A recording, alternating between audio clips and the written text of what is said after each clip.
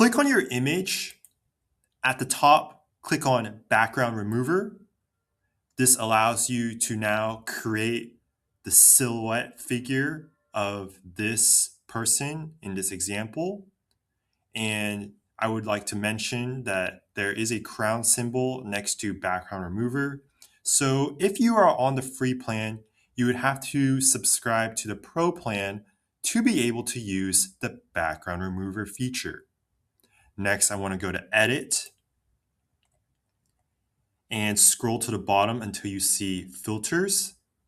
Click See All.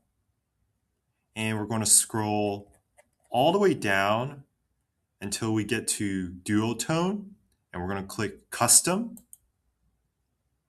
And in the highlight section, we're going to change from this white or gray color into a black color. So now everything is shaded black, and this is now my silhouette figure that I created from the original image. So this is a simple and free way to turn any image that you want into a silhouette figure. So if you have any questions or comments, be sure to leave it down in the comment section below. If you enjoy my videos, consider subscribing to my channel. Thank you and have a great day.